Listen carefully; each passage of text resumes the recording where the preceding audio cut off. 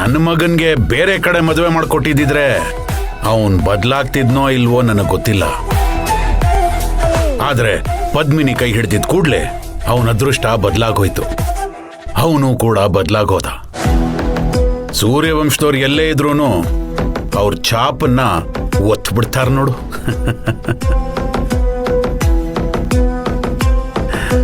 ಈಗ ನನ್ನೇ ತಗೋ, ನಾನು ಈ ದ್ವೇಷ ಹಠನೆಲ್ಲ ಮರೆತು ನಿಮ್ ಜೊತೆ ಒಂದಾಗೋ ಹಾಗಾಯ್ತು.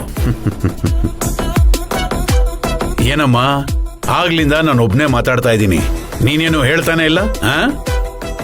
ನಮ್ಮ ಅಕ್ಕನ ಬಗ್ಗೆ ನೀವು ಹೇಳ್ತಿರೋದು ಕೇಳ್ತಿದ್ರೆ ಚೆನ್ನಾಗಿದೆ ಅನಿಸ್ತದೆ ಮಾವ. ಇದಕ್ಕೆ ನಾನು ಏನು ಮಾತಾಡೋದಕ್ಕಾಗತ್ತೆ, ನೀವೇ ಹೇಳಿ.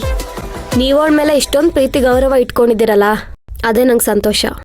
ಹೌದು, ನಮ್ ಸೊಸೆ ಪದ್ಮಿನಿ ಹೇಗಿದ್ದಾಳಮ್ಮ? ಚೆನ್ನಾಗಿದ್ದಾಳೆ ಮಾವ, ಆರೋಗ್ಯವಾಗಿದ್ದಾಳೆ.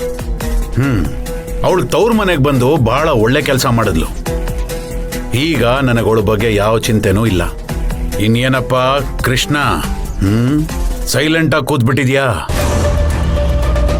ನಿನ್ನ ನೋಡಿದ್ರೆ ಸೈಲೆಂಟ್ ಕಿಲ್ಲರ್ ತರ ಕಾಣಿಸ್ತೀಯ. ಒಳಗೆ ಮೇದ, ಗುಳಿಗೆ ಸಿದ್ಧ ಅಂದಂಗೆ ಕಾಣಿಸ್ತೀಯ ನೋಡು.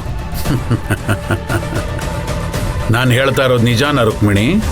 ಅಯ್ಯೋ ಮಾವ, ಅವನು ಹಾಗೆಲ್ಲ ಇಲ್ಲ, ತುಂಬಾ ಇನ್ನೋಸೆಂಟ್. ಪಾಪ ಅವನಿಗೆ ಆಕ್ಸಿಡೆಂಟ್ ಆಗಿ ಹಳೆದನ್ನೆಲ್ಲ ಮರ್ತು ಹೋಗಿದ್ದಾನೆ. ಮರು ಅನ್ನೋದು ಒಂದೊಂದ್ ಸಲ ವರವಾಗಿರತ್ತಮ್ಮ, ಕೆಲವೊಂದ್ಸಲ ಶಾಪನೂ ಆಗುತ್ತೆ. ಇರ್ಲಿ. ಮಾತಾಡ್ತಾ ಮಾತಾಡ್ತಾ ಮನೆ ಬಂದೇ ಬಿಡ್ತು ನೋಡಿ.